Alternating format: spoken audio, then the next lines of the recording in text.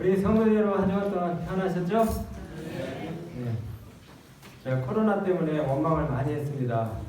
우리 아가들이 저기 작업방에 꽉 차 있었는데 지금 코로나 때문에 우리 아가들이 독감도 걸렸지만 또 못 나온 지가 지금 며칠 돼가지고 제가 이제 마음이 안타까워서 문자도 보내고 이렇게 했는데 곧 나오긴 나올 건데 코로나 때문에 우리가 피해보는 것도 있지만은 또 좋은 점도 있어요. 우리 청년들이 계약이 2주 정도 지금 늦춰져가지고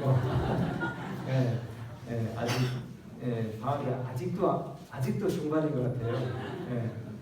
3월 중순까지 우리 대학생 자녀들 두신 부모님들 고생하셔야 되겠습니다. 오늘은 정말 반가운 우리 유병현 우리 어머님과 또 따님 그리고 또 박경래 장로님 또 우리 지난주부터 새로 오시는 우리 주위 또 이웃분들 인해서 너무나 감사를 드립니다. 하나님께서 우리에게 계속 축복하셔서 우리 믿음의 가족들이 더 일신되고 또 이 교회를 가득 채울 수 있는 그런 축복들을 우리가 경험하게 되기를 간절히 바랍니다. 오늘은 마가복음 10장 35절로 45절에 있는 말씀을 통해서 섬김을 통한 위대함이라고 하는 그런 제목으로 말씀의 은혜를 나누고자 합니다. 여러분, 이 죄는 하나님과 우리 사이를 분리시켰습니다. 그리고 사람과의 관계도 깨뜨렸고요. 신자들 간의 분리의 장벽을 쌓게 하는 주범이어 왔어요. 공동체의 연합을 깨뜨리는 것이 바로 이 죄인데 특히 기독교 공동체를 깨뜨리는 7가지 치명적인 죄가 있습니다. 교회사에 보면은 훌륭한 신학자들이 또 진실된 기독교 신자들이 죄의 본질에 대해서 고민해 왔어요. 특별히 본도의 교구 에바그리우스라고 하는 사람이 7가지 치명적인 죄를 이렇게 나열을 했습니다. 교만, 식탐, 시기, 탐욕, 그리고 분노, 나태, 정욕. 이것이 7가지 뿌리 죄라고 이렇게 얘기하고 있습니다. 특별히 중세 때에 이 7가지 치명적인 죄를 이해시키기 위해서 나무의 상징을 널리 사용했어요. 제가 이 사진을 우리 방송관에 좀 보여주시면 좋은데 이 7가지의 치명적인 죄를 이해시키기 위해서 나무의 상징을 사용했습니다. 나무에는 뿌리가 있고 그 다음에 원 기둥이 있고 또 가지가 있잖아요. 예상되는 죄들을 포함해서 이 7가지 치명적인 큰 죄는 아주 굵은 가지로 표현을 하고 그 다음에 거기서 파생된 작은 죄들은 작은 가지로 묘사를 했습니다. 이 나무에 뿌리가 있고 줄기가 있고 그 다음에 가지가 있는 것처럼 죄의 근원, 그 뿌리가 되는 수많은 그 죄들 가운데서 특별히 대죄라고 여겨지는 큰 가지로 표현된 죄 가운데 하나가 바로 교만입니다.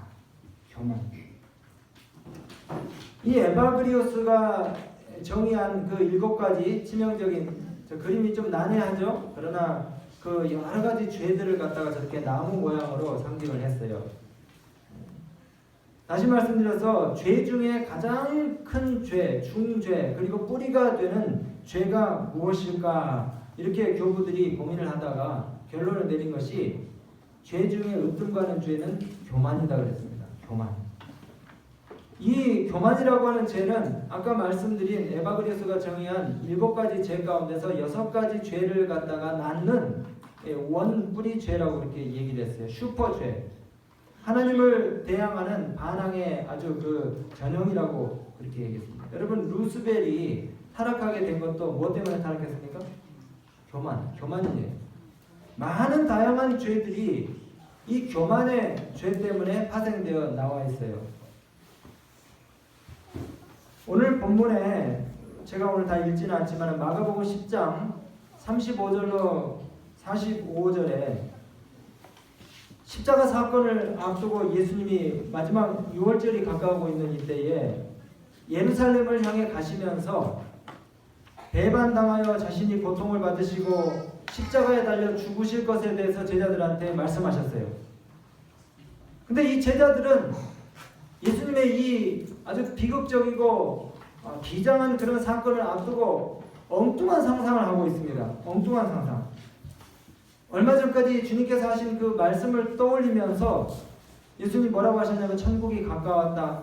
그리고 하나님 나라가 오면은 믿음의 노독들과 함께 내가 보좌에 앉게 될 것인데 12 제자들도 다 보좌에 앉아서 이 12지파를 심판하는 영광스러운 지위를 얻게 될 것이다. 그렇게 약속하신 그 말씀만 생각하면서 어떤 위기가 와도 주님이 약속하신 그 왕국이 이루어질 것이다. 그러면은 예수님이 큰 보좌에 앉으시고 예수님 가장 가까이에서 생활했던 자기네들은 그 옆자리에 앉아가지고 사람들을 갖다가 이렇게 저렇게 통치하는 그 엄청난 지위를 얻게 될 것이라고 하는 그런 야망을 마음 가운데 품고 있었어요. 그러면서 그들은 그동안에 주님과 가까이 했던 그 시간들, 그리고 자신들의 그 업적과 공로를 이용해서 마음속에 그동안에 품어왔던 불태웠던 그 야망을 주님께 표현을 하는 것입니다. 여러분, 교만의 씨앗, 자신의 공로와 자신이 기여했던 일들을 비추어 가지고 사람들에게 자신을 갖다가 드러내려고 하는 것, 이거 참 문제입니다. 이게 자기가 한 일에 대한 과도한 자부심과 자신의 공로를 지나치게 평가하는 것, 이것이 늘 문제예요. 세베대의 아들 요한과 야고보는 예수님을 따른 제자들 가운데서 첫 번째 제자들이었습니다. 첫 번째 제자들. 그리고 주님을 따르기 위해서 모든 것을 다 버린 사람들이에요. 집도 버리고 친구도 버리고 그동안에 해왔던 교제들도 다 버렸어요. 그러면서 한 3년 동안 예수님과 함께 늘 동행하고 대화하고 예수님 가까이에서 일어나는 이적들을 갖다가 목격하는 그런 축복들을 누렸습니다. 시대의 조망에 보니까 이 세베대 부인 요한과 야고보의 어머니도 예수님의 강력한 추종자 가운데 한 사람이었다 그랬어요. 그러면서 물질로도 아낌없이 주님을 후원했다고 그렇게 나옵니다. 여러분, 이 정도면 대접받을 만하지 않습니까? 초창기 개척자에다가 예수님의 12제자 가운데서 첫 번째 제자예요. 그리고 그 어머니가 최대 후원을 했으니까 최대 후원자 중에 또 한 사람이고, 이렇게 하면 대접받을 만하지 않아요? 여러분, 어떤 기관과 단체든지 창립 멤버들이나 그곳에 터줏대감, 그리고 먼저 온 분들이 주인 행세를 할 수 있습니다. 사실 갖춰지지 않은 그런 여건에서 기초를 놓았으니까 대우를 받을 만합니다. 더욱이 어려울 때 자신이 가진 것들로 기여를 하고 또 공을 세웠으니까 나중에 온 사람들보다는 취급이 좀 달라야 되지 않겠어요? 근데 여러분, 여기에 무서운 독이 자리하고 있습니다. 무서운. 그런 마음을 갖기 시작하면은 난 너희들과 달라. 니들이 뭘 알아? 내가 그래도 여기서 잔뼈가 굵은 사람인데 나만큼 경험해본 사람이 있으면 나와보라 그래. 내가 최고야. 이렇게 생각하기 쉽다는 것이에요. 그리고 그것이 바로 교만이라는 거죠. 여러분, 교회는 예수님의 가르침대로 섬김을 실천하는 곳입니다. 처음부터 끝까지 희생과 헌신을 바치는 곳이에요. 아무리 큰 일을 했어도 여전히 우리는 예수님의 모범을 따라서 섬김과 헌신을 실천해야 되는 그런 사람들이에요. 여러분, 저는 여기 그 45절에 많은 사람의 대속물로 예수님 자신을 두셨다고 하는 이 한 표현으로 모든 것이 다 정리됐다고 봐요. 많은 사람의 대속물. 우리가 아무리 큰 공을 세웠어도 여전히 우리는 죄인이고 여전히 우리는 다른 사람을 섬겨야 될 책임을 벗지 못하는 것입니다. 이게 너무 추상적이고 어려운 얘기일 것 같아서 제가 그냥 우리가 실천하기 가장 쉬운 한 가지 이야기를 좀 드리려고 했는데 여러분들 마음에 잘 담으시기 바랍니다. 여러분들 그 인생 살아가시는 데 큰 도움이 되실 것 같아요. 여러분, 섬김의 표현으로 가장 눈에 띄는 행동이 뭘까요? 섬김의 표현으로 가장 눈에 띄는 행동. 네! 인사입니다. 인사. 그 여러분 교회에 오시면 인사를 우리가 잘 합시다. 제가 조금 둔해가지고 인사를 조준을 잘못해가지고 못 적었던 경험이 참 많아요. 인사를 상대방이 딱 볼 때 해야 되는데 살짝 인사받기 전이라든가 아니면 지나친 후에 그냥 인사를 해가지고 제가 이제 못 적어서 또다시 가서 인사하기는 자존심은 좀 그렇고, 근데 안 하면 또 손해 날 것 같고, 그래서 가지고 또 2번, 3번 이렇게 인사를 하는 경우들이 있어요. 여러분 그래도 사람을 보면은 인사 받을 때까지 2번, 3번 가서 인사를 잘 하셔야 됩니다. 마음의 경계심을 늦추고 무장해제를 하게 하는 가장 포근한 인사가 우리에게 필요한 것이에요. 여러분 이것만 잘해도 서로에게 정말 이 교회에 오고 싶은 생각이 들게 만들어요. 앞으로 우리 교회의 숫자가 줄어들면은 여러분 책임인지 아시기 바랍니다. 인사를 잘 하시기 바랍니다. 근데 여러분 사실 쉬운 듯 어려운 듯 한 게 인사입니다. 인사 잘해자고 했더니 그냥 멍에만 끄덕이고 지나갈 수 있어요. 그건 인사하는 게 아닙니다. 인사도 인사 나름의 인사를 할 때 잘한다는 그런 소리를 들으시려면 상대방 얼굴을 보고 밝은 표정으로 웃음을 지으면서 인사를 받았는데도 왠지 꺼림칙한 그런 경우가 있어요. 그런 느낌이 들지 않도록 정중하게 반갑게 인사를 하는 것이 필요해요. 또 인사는 높은 사람, 능력 있는 사람, 나이 많은 분들께만 하는 게 인사가 아닙니다. 상대방이 후배라든가 연소자라든가 나보다 좀 못한 사람이라 할지라도 그 사람에게 내가 먼저 다가가서 기쁜 마음으로 인사를 하는 것이 중요해요. 우리보다 낮은 위치에 있는 사람들에게 먼저 다가가서 보내는 따뜻한 인사는 나중에 큰 보상을 받게 될 겁니다. 나중에. 여러분 지금부터 이렇게 생각하세요. 아니 우리 그 연세 드신 분들은 이런 마음을 혹시 가지셨다면, 저도 옛날에 이런 마음을 가졌거든요. 특별히 군대에 있을 때. 한참 어린 것이 뭐에 기부스를 했나? 도대체 젊은 놈이 인사성이 없어.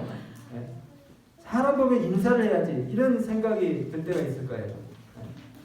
먼저 자존심을 우리가 내려놓고 다가가서 손을 잡아주고, 또 이제 반대편에 선 사람은 이렇게 생각할 수 있어요. 지가 뭔데? 내가 저한테 잘 보일 필요 있어? 난 아쉬운 게 하나도 없어. 우리가 이러지 말고 젊은 분들은 존경심을 갖고 어른들을 우리가 잘 대하고, 또 어른들은 혹시 소외된 사람들이 있나 생각하면서 연약한 분들을 우리가 잘 챙겨가지고 인사하고, 이렇게 하면은 여러분 인사는 상대방에게 나의 그 존재감을 알리는 그런 행동입니다. 인사를 하는 것만으로도 사람들에게 내 자신을 갖다가 알릴 수 있고, 그것만으로도 좋은 평가가 시작된다는 것이에요. 처음부터 우리가 이렇게 인사를 잘하는 것은 쉽지 않지만 우리가 마음 가운데 이런 부담을 안고 계속해서 하다 보면은 이제 우리가 습관이 돼서 여러분들의 삶에 큰 변화들이 오게 될 것입니다. 특별히 여러분 이 교회는요, 교회를 정말 따뜻하게 하고 훈훈하게 하는 것이 바로 인사인데요. 날로 10개 갖다 놨는 것보다 더 따뜻한 인사, 말 한마디에 사람들의 마음이 녹아내립니다. 안식일에 오시면은 우리가 주위를 이렇게 주위를 둘러보고 부지런히 인사해야 돼요. 세상살이에 우리가 다 지쳐서 일주일 내내 시달리다가 왔잖아요. 누구 하나 할 것 없이 다 힘든 사람들입니다. 불쌍한 사람들이에요. 위로와 격려와 용기가 필요하지 않은 사람은 여기 한 사람도 없습니다. 다 관심을 받고 싶어하고 위로와 격려가 필요해요. 얼마나, 여러분 한번 옆에 있는 사람들 보세요. 얼마나 불쌍합니까? 예수님이 가지셨던 그 동정심, 목자 없는 양과 같이 불쌍한 생각이 들었다고 그렇게 생각하세요. 우리가 사람을 볼 때에 측은한 생각이 들어야 됩니다. 사람 볼 때에, 저도 얼마 전까지만 해도 이런 생각이 안 들었어요. 내가 불쌍했지 남이 불쌍하다고 생각해 본 적 제가 별로 없었어요. 근데 우리가 항상 사람을 볼 때에 상대방이 정말 측은하고 불쌍하다는 그런 마음이 들어야 돼요. 무시하는 생각에서 하는 게 아닙니다. 알겠죠? 정말 그 사람을 사랑하는 마음에서 불쌍하다는 생각이 들어야 돼요. 사람 볼 때. 그래서 저 사람도 아니 상대방이 돈이 많고 지위가 높은 사람이라 할지라도 우리 그렇게 생각해요. 저 사람도 분명히 부족한 부분이 있고 뭔가의 도움이 필요한 사람일 수 있겠다 이런 생각을 가져야 돼요. 실제입니다, 여러분. 부자나 지위가 있는 사람이나 다 똑같이 어려움이 있어요. 다 어려움이 있어요. 마음에 상처가 있고. 그러니까 어째 우리가 손을 붙잡고 따뜻한 미소 한 방 안 날려보내고 살 수 있겠습니까? 그렇게 싸늘했던 사람의 마음 가운데 우리의 밝은 미소와 친절한 인사가 마음에 불을 붙이는 것입니다. 불을 붙여요. 뜨겁게 해요. 그리고 그 따뜻한 마음이 계속해서 사람들에게 전달되는 것이에요. 여러분, 우리 여기 성거 재림교회가 정말 불덩이가 활활 타오르는 그런 교회가 되기를 간절히 바랍니다. 여러분, 인사를 잘해가지고 세속적으로 성공한 사람도 있더라고요. 제가 어떤 책에 보니까 인사를 잘해서 20세기에 아주 가장 잘된 사람이 하나 있는데 그 사람이 누구냐면은 러시아 페레스트로이카의 지역인 고르바초프.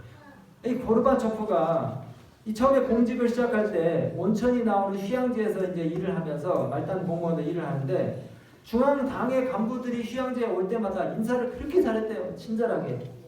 그래가지고 잘 극진하게 대접을 해서 이제 보내고 이렇게 했는데 이 사람이 이제 이렇게 계급이 조금씩 올라가면서 소련의 그 당 서기장이 대통령 같은 이 최고 지위잖아요. 당 서기장이 갑자기 막 연달아 바뀔 때가 있었어요. 네? 그 브레즈네프가 죽고 안드로포프가 서기장이 되면서 2년 만에 이 안드로포프가 죽었습니다. 안드로포프가 죽고 난 다음에 체르넨코가 또 부임을 했는데 체르넨코도 1년 만에 죽었어요. 이렇게 당 서기장이 대통령격인 이런 사람 계속해서 갑자기 막 죽게 되면서 고르바초프가 마침내 이제 당 서기장이 됐어요. 최고 권위자가 됐습니다. 권력자가. 근데 이 사람들의 평가가 그래요. 공산당에서 보니까 이 중앙당에서 보니까 고르바초프처럼 인사 잘하는 사람 없다는 것이에요. 참 그 사람 인사 잘하더라. 그 사람 진짜 인사 잘하더라. 서기장들이 죽을 때마다 2계급씩 계속 특진을 해가지고 초고속 승진을 해가지고 마침내 서기장이 됐어요. 그리고 나중에 개혁과 개방 정책을 펴가지고 이제 이 러시아가 문호를 개방하고 자신의 그 주특기를 계속해서 잘 활용해 나중에는 노벨 평화상까지 받았답니다. 노벨 평화상. 여러분, 안식일에 교회 오시면 무조건 인사 잘 하시기 바랍니다. 저한테 인사 안 하셔도 좋아요. 우리 집사님 장로님들이 안식일에 막 봉사하시느라고 여기 막 바쁘게 뛰어다니시고 이렇게 하시는데 참 인사할 겨를이 없는 거 알지만은 여러분들 그 누가 새로운 분이 오셨나 또 오랜만에 누가 다시 오셨나 못 보던 분이 오셨나 혹은 상심한 얼굴로 앉아 계신 분이 누군가 잘 살펴보셔가지고 우리가 부지런하게 인사를 해요. 그러면은 그리고 또 어떤 분들은 제가 알아요. 부담될까봐 처음 오신 분들이나 아니면 또 다른 분들이 부담될까봐 인사를 자중하시는 분들도 있습니다. 그 마음도 제가 아는데 그래도 부담 준다고 생각하지 마시고 무조건 달려가서 고개를 숙이고 손을 잡고 미소를 지으면서 인사를 하면은 놀라운 일들이 생겨요. 교회 밖을 나가서도 우리가 동네와 직장에서도 이런 그 인사 습관들을 갖다가 실천을 하면은 참 놀라운 이 변화들이 일어나게 될 것입니다. 여러분, 인사는요 천국 생활의 예행 연습입니다. 천국에 가서 정말 꼴보기 싫은 사람하고 어떻게 얼굴을 마주하고 영원토록 살 수 있습니까? 그건 불가능한 일인 것이에요. 그래서 우리가 미리 이곳에서 성도들 간에 또 믿음의 가족들 간에 신실한 사랑의 교제를 나누는 연습을 인사를 통해서 하게 되는 것입니다. 다시 여기 본문의 내용들을 우리가 생각하면서 여러분, 요한의 그 어머니 세베대의 부인인 이 요한과 야고보의 어머니는 아들들에 대한 사랑과 이 어머니로서의 욕심이 너무나 과해져가지고 예수님께 무리한 요구를 했어요. 어떤 요구입니까? 예수님, 주님의 왕국이 도래하면은 우리 한 아들은 국무총리로 앉혀주시고 우리 또 다른 한 아들은 부총리, 최고 수석 부총리를 좀 시켜주십시오. 그렇게 부탁을 했습니다. 마음에 정말 이 탐심과 교만이 촉발될 그런 야망이에요. 그런데 주님은요, 이런 무리한 요구를 하는 어머니에게 아이고 참 꿈도 야무지십니다. 좀 잠잠고 계셔요. 더 자격이 되는 사람이 있을지도 모르는데 왜 이렇게 당신 아들만 가지고 이렇게 얘기합니까? 주님이 그렇게 말씀하지 않으셨어요. 자기 자식만 챙기는 이 어머니의 야심과 이기심을 책망치 않으시고 오히려 부드럽고 애정 깊은 그런 음성으로 사랑의 샘에서 흘러나오는 말씀을 하셨어요. 너희가 나의 마시는 잔을 마실 수 있으며 나의 받는 침례를 받을 수 있느냐? 주님이 그렇게 말씀하셨습니다. 여러분, 세베대의 아들들과 이 세베대의 부인은 세속적인 이익과 채상권을 바랬지만 주님은 하나님 나라에서의 참된 지위에 대해서 말씀해 주셨어요. 그리고 주님이 정말 주시고자 하는 자리가 어떤 자리인지를 설명해 주셨습니다. 여러분, 그 자리가 무슨 자리인지 아십니까? 주님 가장 가까이에 설 수 있는 자리. 여러분도 궁금하지 않으세요? 천국에 가서 예수님 가장 가까이에 설 수 있는 자리를 얻을 사람이 어떤 사람이라고 생각하세요? 이 세상에서는요, 높은 자리를 차지하려면 악착같이 자기 유리한 쪽으로 끌어들여서 수단 방법을 안 가리고 자기의 원하는 것을 탈취하는 사람이 그 자리를 차지합니다. 시험 공부 하나도 안 했다고 거짓말 치면서 여기저기서 정보 모아가지고 혼자 그것 보고 100점 맞는 사람. 네. 이런 사람이 세상에서는 높은 자리에 올라갈지 몰라요. 근데 여러분, 이 땅에서 호구짓하고 맨날 휘둘리는 것 같고 맨날 손해만 보면서 자기 희생적인 사랑을 베푸는 그런 사람이 주님의 옆자리에 천국에서 서게 된다는 것입니다. 여러분, 호구가 되시기 바랍니다. 호구. 네. 좀 휘둘려도 난 왜 이렇게 멍청하게 맨날 당하고만 살아, 그렇게 생각하지 마세요. 주님의 가장 옆자리에 한 천국에서 앉을 거라고 그렇게 생각하면서 계속 손에 더 보시기 바랍니다. 사랑은 자랑치 아니하며 교만하지 아니하며 자기 유익을 구치 아니하며 성내지 아니하며 악한 것을 생각지 아니하는 사람이라고 했어요. 여러분, 하나님 나라의 지위는 정시를 통해서 얻어지는 것이 아니고 이것은 강제로 획득하는 것도 아니고 독단적인 증여, 세습을 통해서 물려받는 것도 아니라고 말씀했습니다. 이 지위는 예수 그리스도를 통하여 자아를 극복한 사람들, 그리고 다른 사람을 구원하기 위해서 끊임없이 나눠주기를 좋아하고 수고하고 희생하신 우리 예수님의 모범을 따른 사람들에게 주어지는 지위라고 그렇게 말씀하고 있습니다. 예수님이 어떻게 사셨어요? 집도 없고 머무를 곳도 없고 옷 한 벌 없으신 그 예수님이 자기 희생적 섬김의 삶, 그런 삶을 사시면서 이 땅에서 생애하셨어요. 또 말씀드리지만 이 세상 나라에서의 지위는 권력의 확대를 의미합니다. 자기가 조종할 수 있는 사람을 자기 밑에 더 많이 두는 거예요. 그리고 이런 사람들은 자기가 누릴 수 있는 권한을 최대한 끌어모읍니다. 여러분, 제가 기생충 영화는 안 봤는데 내용은 제가 알아요. 보니까 이 부자 동네는 항상 가난한 사람들이 가까이에 삽니다. 부자들은 자기 힘으로 자기들만의 능력으로 사는 것 같이 생각하지만요, 천만에요. 부자들도 가난한 사람들의 노동력에 기생하고 삽니다. 그렇습니까? 그럼에도 불구하고 자신들이 가지고 있는 이 힘을 약자를 지배하는 그런 도구로 사용하고 있어요. 여러분, 부자들도요, 가난한 사람들 도움 없이 못 삽니다. 차를 운전해 주잖아요, 가난한 사람들이.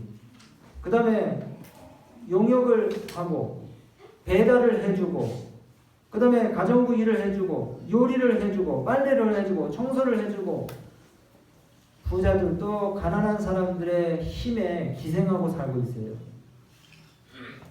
부자들도 가난한 사람들의 도움 없이 살지 못합니다.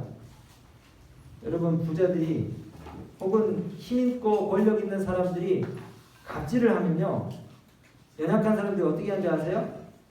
비싼 요리 시켰을 때에 주방에서 막 요리를 하다가 막 껴가지고 가리 쫙 뜯어서 막 빚어가지고 갖다 줄 수 있어요. 여러분, 잘하시기 바랍니다. 사람 지위 고하를 막론하고 모든 사람에게 겸손한 마음으로 우리가 서로 잘해야 되는 것입니다. 서로 간의 신뢰가 바탕이 안 되면은 가진 자들이 속게 마련이에요. 가진 자들이 속습니다.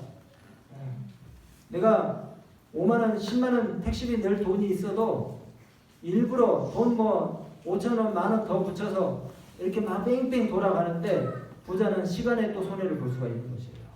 돈은 낼 수 있지만은 그 귀중한 시간을 또 손해를 보는 것입니다. 여러분, 가진 사람들의 세력과 부와 교육은 군중을 억압하는 수단으로 세상이 사용되고 있습니다. 상류 계급이 생각하고 결정하고 향락하고 지배하는 모든 것들이 하류 계급들을 갖다가 복종시키기 위해서, 섬기기 위해서 그렇게 하고 있습니다. 종교계에도 심지어 그런 일들이 일어나고 있어요. 갑질이 있습니다. 종교계에도 권력에 좌우되어서 높은 자리를 차지하기 위해서 서로 피터지게 싸우고 있어요. 여러분들, 우리 주님은요, 이와 정반대의 원칙들을 우리에게 말씀하고 계시는 것입니다. 권력이 아닌 봉사가, 강한 자가 연약한 자의 약점을 담당하도록 그렇게 하시는 거예요. 권력과 지위와 재능과 교육은 다른 동료들에게 봉사할 수 있는 큰 의무를 감당하도록 그 소지자들에게 주어졌다는 사실을 우리가 기억해야 하는 것입니다.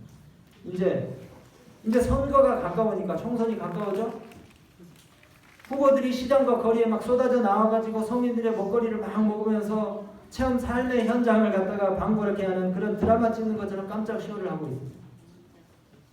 근데 당선만 되면은 집무실에서 안 나와요. 민생 어쩌고 저쩌고 기자회견만 하고 회의만 하지, 민초들과 같은 그런 처지에 내려가가지고 그 사람들과 같이 생활하는 거 참 많이 보지 못해요. 여러분, 예수님의 성육신, 사람들과 함께 하셨던 이 생애를 우리가 묵상하면 할수록 더 기가 막힙니다.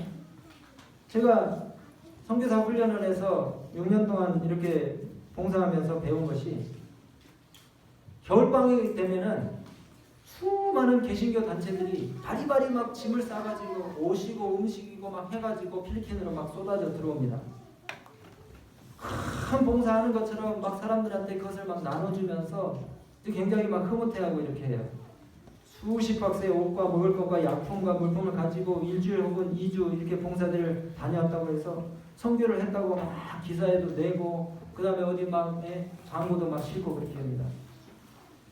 근데 그런 봉사들은 다 그 사람들을 위해서 하는 게 아니고 자기 자신들을 위해서 하는 거예요. 자기 자신들의 만족을 위해서.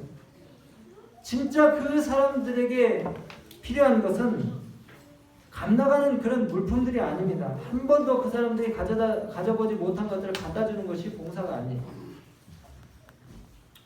진짜 봉사는 그들의 환경 속에 처지로 완전히 내려가가지고 그 사람들과 함께 사는 겁니다. 그 사람들과 함께 뒹굴면서 사는 것이에요. 위에서 먹을 것과 입을 것 좋은 걸 그냥 막 뿌려주고 그냥 가버리는 게 아니고, 그 사람들의 음식을 같이 먹고 그 사람들과 땀내를 맡으면서 같이 자고, 그 다음에 그 사람들이 생활하는 방식대로 생활하는 것, 이게 진짜 성교거든요. 근데 그 사람들의 수준으로 내려가는 것은 참 어렵습니다. 삶을 공유하고 생각을 공유하고 함께 울며 함께 웃으며 정서를 공유하는 거, 이게 참 어려운 거예요. 선교사는 그냥 물자나 자원을 끌어다주는 그런 중매 역할만 하는 사람이 아닙니다. 예수님이 선교사 중에서 최고의 선교사라고 우리가 알고 있잖아요. 예수님이 어떻게 하셨습니까? 예수님이 위에서 물건을 막 쏟아 내려주셨습니까? 아니면 당신 직접 이 땅에 오셨습니까? 당신이 직접 이 땅에 오셔가지고 먼지 나는 그 갈릴리 나사렛 길을 갖다가 걸으시고, 풍랑 속에서 헤매는 제자들과 함께 주무시고, 온갖 서민들의 애환을 갖다가 다 경험하셨어요. 우리 주님이. 보통 서민들의 빈곤과 가난을 몸소 체험하시고 나누시고 제자들을 위해서 극기하셨고, 정말 더욱 어려운 것을 평탄케 하시는 일에 주님이 당신의 생명까지 아낌없이 그렇게 버리셨습니다. 여러분, 이것이 바로 우리 모든 성도님들이 하셔야 될 일인 것이에요. 여러분, 주님 나라에서 가장 크다고 일컬어질 그런 사람들은요, 예수님께서 끼치신 그 모본을 따라서 양물의 그 본이 되어 섬기는 목자로 일하는 사람들이 될 것입니다. 너희 중에 누구든지 크고자 하는 자는 너희를 섬기는 자가 되고, 너희 중에 누구든지 으뜸이 되고자 하는 자는 모든 사람의 종이 되어야 하리라. 인자에 온 것은 섬김을 받으려 함이 아니라 도리어 섬기려 하고 많은 사람의 대속물로 주려 함이니라. 바울도 이 같은 태도와 정신에 대해서 이렇게 말했습니다. 내가 모든 사람에게 자유하였으나 스스로 모든 사람에게 종이 된 것은 나의 유익을 구하지 않고 많은 사람의 유익을 구하여 저희로 구원을 얻게 하려 함이니라. 오늘 말씀 마치면서 우리 공동체의 연합을 깨뜨리는 7가지 대죄 중에서 큰 죄 뭐가 있다 그랬어요? 교만이 있다고 했습니다. 교만. 잠깐 방심하면 우리 마음 가운데 밀고 올라오는 이 교만의 싹을 제거하기 위해서 사람들의 대속물로 이 땅에 오신 우리 예수님의 생애를 우리가 다시 한번 묵상하시게 되기를 간절히 바랍니다.